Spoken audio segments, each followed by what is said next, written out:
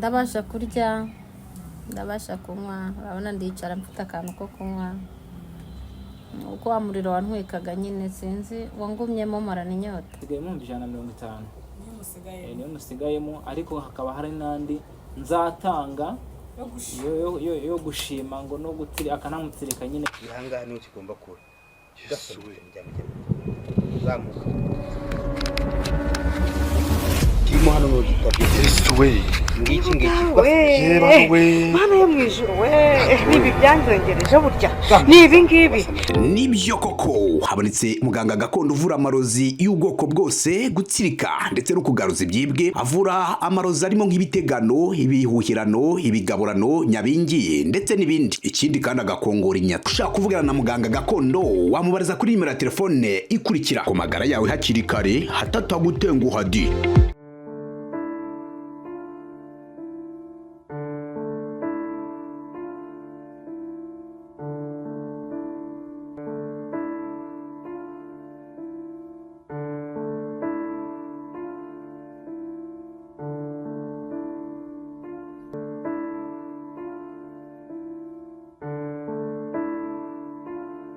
Bayikazi bakunzi bacu mwese mudukurikiye ni kuri Keza TV show nk'ibisanzwe. Nongeye kubasuhuza nifuza gukomeza kugira ibihe byiza mwese tubana umunsi kundi. Reka nizere ko meze neza mwese aho muri, n'abatameze neza mukomeze kwihangana.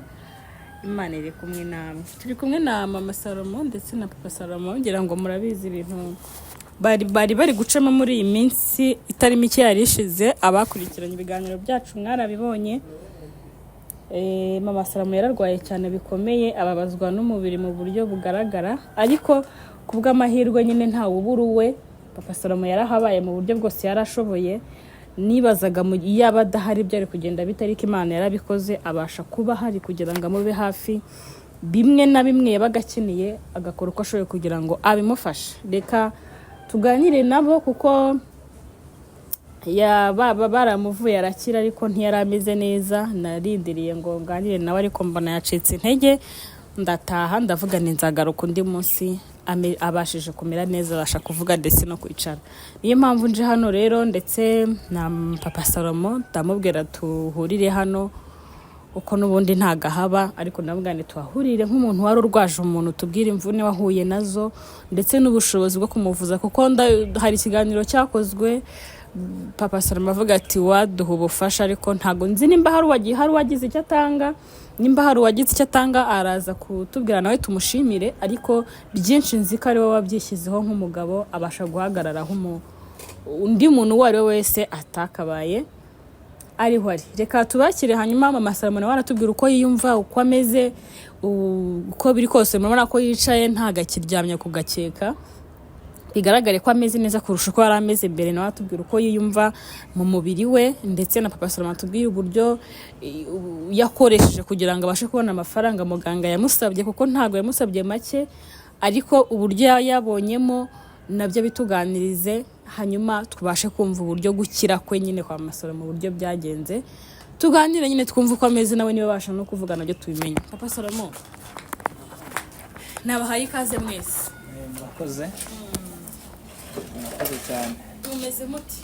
Meze neza nta kibazo. Murakomeye? Ndakomeye. Noneho ubu wavuga ko umeze neza nkabyemera. Ubu ndabona cyagiye avuga ngo umeze neza kandi nkabona nanone umeze neza. Ni bimwe by'Abanyarwanda, naho umuntu ari guhumeka umwuka wa nyuma avuga ko ameze neza. Wagize rero ibihe bidasanzwe bitari byiza byanakugoye byo kurwaza madamu wawe. Kuri iyi nshuro simvuga ngo wahoze ari umugabo, kuko bigaragara n'ubundi kukiri umugabo, wenda nubwo hari ibitarakemuka neza hagati yanyu, ariko inshingano wakoze inshingano nk'iz'umupapa, nk'umuntu nyine wo mu muryango wa hafi. Nagira ngo tuganirize Mama Salomo, ndabona yinjiye mu nzu, ariko ntabwo nawe aratubwira ni ibiki byagutwaye, ibintu bingana iki kugira ngo ubashe kumuvuza, uburyo wamwitagaho, kumumenya, duha uko wumvaga bimeze, uburyo wabikoragamo byose kandi ukabikora neza. Kwita ku mugore wawe ugashaka uburyo umuvuza, amafaranga uko yabonetse, ese yari ayawe, waragujije, waragurishije, tunyurimo muri make. Mu by'ukuri ntabwo byari byoroshye, kuko amafaranga muganga ngiye ansaba ni menshi, harimo ntaramwishyura, aracyarimo amadeni, ariko nagiye nkoresha ibishoboka byose, nkashakisha, nkakora igikarane hirya hatandukanye, ibiraka bitandukanye, nagera no ku nshuti nkabibwira ni nyaboneka wamaye na 5 aho ngaho, nkifashiriza umudamu ko ameze nabi, nagira amahirwe nkabona umaye 10 ndapfundikanya kugira ngo ndebe ko uyu muntu yakira. Ariko kano kanya ndashima Imana nabo bose bagiye babasha kuba banguriza, n'ubundi nzagenda mbishyura. N'uwabivuze ati genda ufashe umudamu wawe ntabwo uzanyishyura, ndashima Imana ko kano kanya ari guhumeka ameze neza. Urabona noneho aricaye, undi mu minsi yashize ntabwo babasha kunyeganyega, byari ukuribwa gusa. N'ukuri ni by'igiciro, ntabwo byari binyoroheye. Naho nabaga ndi hose naratisha se umuntu ari mu nzu wenyine, ariko nta burenganzira mfite bwo kugira gute bwo kuba najya iwe mu rugo ngo mbe naharara wenda ngo umenye ngo bimeze bite. Najyaga nza kumureba rimwe na rimwe, ngakomeza nkigendera muri gahunda zanjye, ariko ntago nacitse niba ngo byaje mumbabarira. Narahindutse, byankoresha ngiye byamvuyemo, kandi nawe byanga bikunda afite ikimenyetso cy'uko umuntu wamvuye ari umunyembaraga, akurikije uburibwe yagiraga n'ububabare yahuraga nabwo. Uyu munsi rero ndakeka bwaragiye, ahubwo icyo dusigaje no gushyiraho definition yo kumuvura bya nyabyo, uburyo batazongera kumuroga ukundi, kuko ngiye nta wabishobora. Niyo mpamvu mbona ameze neza. Hanyuma mama Salome umuhaye telefone nawe tubaza umeze neza ubu? Ko biri ndashima Imana. Ntabwo ari uko biri ubu umeze neza, kuko ugereranyije ko uri kakarago wari uryamyeho n'uko wicaye ukabasha kuvuga, ntabwo nabyibagirwa biriya bintu. Ndashima Imana pe. Uriyumva ute kuba wongeye kwicara ukaba uri muzima, ukaba uri kuvuga, ukaba noneho ubashije kwita ku mwana wawe? Urumva umeze ute? Wenda zisa nubwo ntarafata imbaraga cyane, mbe nakora ibintu byose, ariko ndabasha kurya, ndabasha kunywa. Urabona ndicara mfite akantu ko kunywa, uko wa muriro wantwikaga nyine sinzi wangumyemo marana inyota. Ariko ndashima Imana pe. Nari nzi ko ngiye gupfa burundu, ubundi ngiye numvaga nanapfuye pe, numvaga nta buzima ngifite.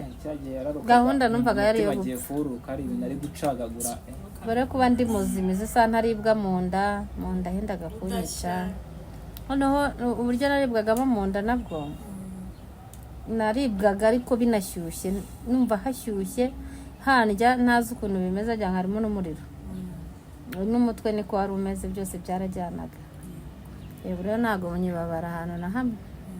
Hari umuntu witwa Papa Salome wakwitayeho cyane, wenda utaramushimiye, ntabwo nzi nimba waramushimiye, ariko ku bwanjye ndetse n'abandi bantu bake turamushimira, kuko iyo ashaka ntiyari no kukuba hafi, kandi yatakuba hafi nta wundi muntu wari kujya ubona unyarukanwa kurebe, agutekera utwo tworoshye, agushakira ubuvuzi n'ibiki. Papa Salome umufata kuri iyi nshuro, ntabwo wenda ndi bukubaze ngo nifata gute, wenda n'ibyawe umutima wawe, ariko nkeka ko nawe ubona ko noneho yagerageje kukwereka ko yahindutse. Yego nyine yaragerageje. Hari gushidikanya noneho umuntu wakurwaje igihe kingana gutya akemera gutanga utwo afite twose akajya mu madeni y'abantu, uracyashidikanya kuvuga ngo urumva ngo umugabo ngo ntawamenya? Ndanamushimira, arakoze cyane pe. Amushimira cyane. Yabashije gukora ibyo yari ashoboye, no kuba yavugana na muganga nyine, akabasha kuba bankorera ibyo bagomba gukora kugira ngo arure ubuzima. Nabyo ndabishima. Papa Salome, ni iki cyakugoye mu kurwara kwa Mama Salome? Cyakugoye cyane kurusha ibindi? Avuga uti burya iyo umuntu ifite umuntu urwaye nta bushobozi, ni ihurizo rikomeye cyane. Udafite aho uri bukure, udafite aho uri buganyire, nta bantu tuziranye cyane ku buryo nabwira umuntu ati 50,000, kuko uriya muganga yanciye amafaranga menshi cyane ashoboka, gusa arumvikana. Niyo mpamvu uyu munsi nubona Mama Salome ahagaze. Yamukuye ku karago, abasha kumurutsa ibyari bimurimo, abasha kumutegura ibyo bari baramuteze byose. Ntabwo ibintu byose burya bikizwa n'Imana gusa, Imana irakora nayo, ariko iyo udashyizemo ubundi bwenge umuntu aragucika, agapfa neza ukamubura. Hari ukusenga hakaba no kuvuza, niyo mpamvu abantu ibara bahawe ubwenge. Umuntu ashobora kwibaza ese uko wenda abantu bakubonaga bakavuga ese Papa Salomon niwe watanze, niwe wishyuye amafaranga yose ya muganga yamuciye, yari afite agasambara akagurisha se, yaragujije se, umuntu agenda akakibaza amafaranga ahantu ubwo buryo ahantu bwaturutse kugira ngo ubashe kuvuza umudamu. Muganga namuhaye amafaranga makeya, ngenda haranamusigayemo, hari n'andi ngomba kuzamuha, yambwiye kumutsirika. Yego ntabwo waramutsirika? Ntabwo aramutsirika.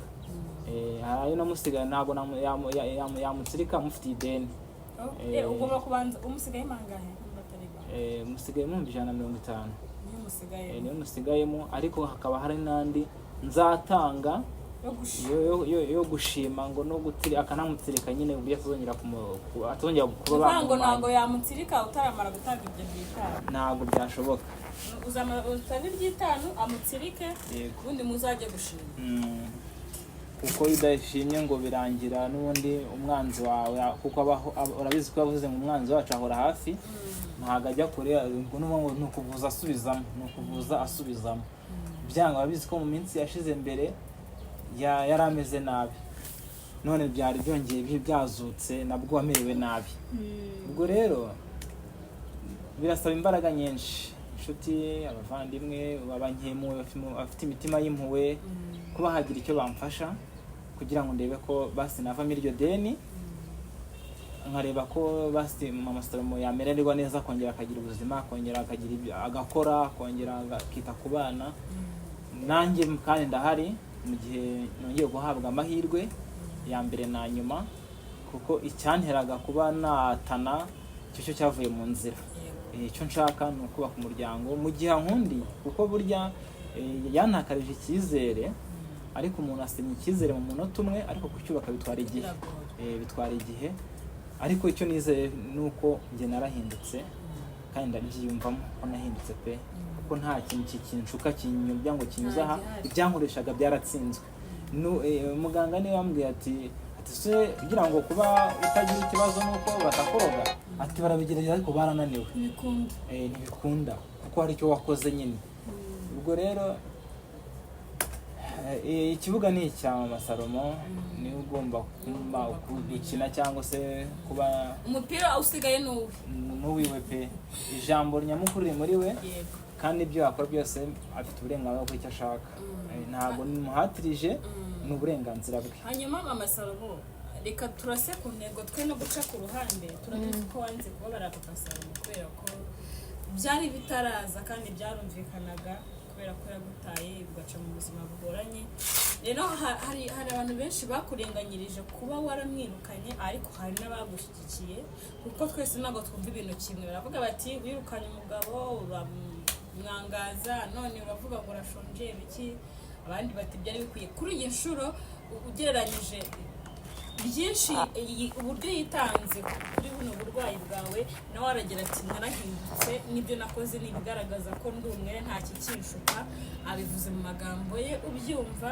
Hanyuma nkawe nk'umudamu kugeza ubu, kugira ngo Papa Salomon yongere avuga ati subiye mu rugo iwanjye, kuko urumva ibyo akora byose no kugira ngo akwereke ko atakiri wa wundi, bizasaba igihe kingana iki? Uracyashaka kureba ukuye kuri kugira ngo uvuge uti reka ndeke gukomeza kuba njyenyine, nakira umugabo wanjye kuko yankoreye byinshi. Wumvise amafaranga yatanze, wumvise ko akirimo n'ideni ataramara no kwishyura, wumvise ko agitekereza kujya kugutsirikisha, urumva ko akigufiteho byinshi agukorera.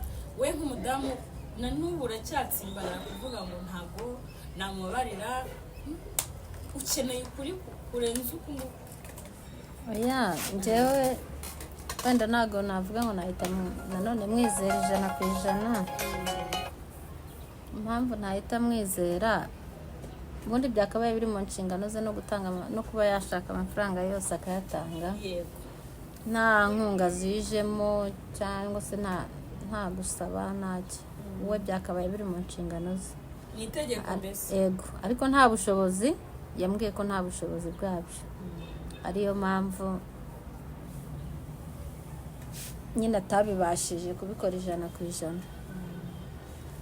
rero impamvu ngiye ituma namwizera 100% nuko ubushize mu gihe cyashize tubana yarajyaga binkora akaza kongera akagenda akaza kongera akagenda. navuze nese ubu aka kanya aje akanyiba wenda n'icyo nirariragaho cyangwa se cyane isane nariragaho gasanga isa yijyana. Ntago mbimushinjije wenda yaranahindutse ntago mbizi, ariko nabyo umuntu agomba kubiteganya. rero ikintu kizatuma ngiye mubabarira akaba yagaruka mu rugo ni ukuba yanyereka ati ngiye mfite iki ngihuze, yaba ari amafaranga yaba ari ibigaragara, ukuvuga ngo nk'ibikoresho mfite ibi nawe zana ibi duhurize hamwe. rero mu gihe haza gutyo gusa ntago ngiye byakunda. mbese icyo udashaka ni ukumubabarira ntacyo afite. ntago namubabarira nta kintu afite, kuko urumva nta kintu twaba turi gufatanya muri make. yaba aje guhera mu byanjye, yaba kwinjiye muri make, ntabwo ushaka umwinjiye. mu gihe cyose rero atavuga ati mfite ibi tubihuze wenda bizabyara ibi, niyo mpamvu njya ahanini nanamwihorera. igihe cyose azumva yisubiyeho avuga ati nabaye umugabo nyine. ubu nanjye nabaye umugabo ku giti cyanjye kuko imyaka 3 ni myinshi. niyo mpamvu rero mba ngomba kumufatira n'imyanzuro ikakaye, nitaye wenda ku byo arimo gukora. ntabwo mbimugayira ndanabimushimira, ariko nawe navuga ati nkanjye nk'umugabo n'igihe nagendeye nanjye nageze kuri ibi, twabifatanya n'ibi bikabyara ibi. Papa Salomon, ni wowe ubwirwa ngira ngo aho watubwira uko byumvise. mu by'ukuri ntabwo ushaka umugabo uzi imbokoboko ati birumvikana ndanabyumva cyane, ariko burya rimwe na rimwe umuntu hari igihe kuko azira ko nta bushobozi afite. kuko ubushobozi nari mfite ngerageza kuba nabugaragaza duke mfite, nyine natugaragarije ndi kushaka kuruke yakwivuza mfashwa n'abo bantu nyine agiye banguriza bama. ariko Imana niyo nkuru nifite uko izabigenza, niba koko yishimiye ko nasubira mu rugo irebe uko yangenza, mfungurira akariba ko kugira ibyo nakakira. ubundi bisigaye Imana nigena. Imana niyigena rwose, ntabwo nabona icyo nabivugaho ku myanzuro yiwe, gusa angiriye neza nambohokeho mu mutima we basi. wenda kuza mu rugo biba biretse, wenda byo biba biretse mu mutima we aba mbohotseho, wenda mu rugo sinzi igihe runaka. kuba ngushimira we aragira ati byibura umubabarire mu mutima, uvuga uti narababariye. hari ukuntu atagaruka mu rugo ariko ukaba warababariye. nta kibazo, ibyo nta kibazo, ibyo nta kubabarira pe, kubera n'ibyo wenda uba witanze ukavuga uti reka njye kumurwaza cyangwa se reka nsimbuke muhahire, ibyo birahagije rwose pe, ndanabigushimira cyane. ariko nyine kuza nawe wumvishe ibyo usabwa. Jewe uko nabyumvise gereranyije n'ukuntu Mama Salomon yabivuze, ni ukuvuga ngo mwasubirana Papa Salomon ataje kuba mutagiye kubana muri iyi nzu, cyangwa afite ahaba, cyangwa se avuga ati mfite amafaranga, mfite icyo aheraho, cyangwa avuga ati mfite amafaranga runaka nzanye ibi. ni ibintu byumvikanye, ibyo ngibyo rwose nta n'ibindi. Gora Papa Salomon icyo ntabwo nyine ikizami baguhaye mukagira neza, Imana bakoresha nyine banyirebere, none banyirebera bandebana amaso y'imbabazi n'ayimuwe. ndi gusaba imbabazi, kandi nabo hari abo wenda nangirije imitima mu badukurikiranye, hari abo nagiye babariza imitima, ariko suko si byari ku bwanjye, ni ibyankoreshaga. abo bose rero bagiye badukurikirana, nagiye ntenguha, kandi bari ababyeyi banjye, bongere bangarukeho. hanyuma yo kungarukaho ndabizi haraboneka igisubizo. reka dusurize hano, gusa icy'ingenzi ni uko umuntu wawe ameze neza, yakize. burya umuntu ari muzima n'ibindi bizagenda neza, n'ubwo bushobozi usabwa uzabubona, kuko nta nubwo bakenera kumvugisha uzaguhamagara wanababwira nimero yawe nta kibazo, cyangwa reka tubibabwire. nimero yanjye uzakenera kugira inama ngira kunganiriza ni 07 88 32 82 58. uwo muntu rwose uzakenera kuba yangira inama y'inzira nanyuramo y'uko nabigenza. Hari ibitekerezo by'abakuru, ababyeyi bakuze baba barubatse imbere yanjye, baba bagutse mu kubaka ingo, bambwira ati bigenda gutya, nyura ahangaha kugira ngo umugore wawe azakubabarire. Ibyo bigaragarira abantu bose. Murakoze, ndumva nta kintu ari reka dusoreze hano, hanyuma ibindi tuzaganira ubutaha, hanyuma ubwo ibindi n'Imana izabigena nihagira ikiboneka, cyangwa se nitwumva ayo makuru meza ko wagarutse mu rugo nabyo bizadushimisha. Buri gihe n'igihe cyacyo, Imana nizi igihe uzagarukira. Reka dusoreze hano naho utaha.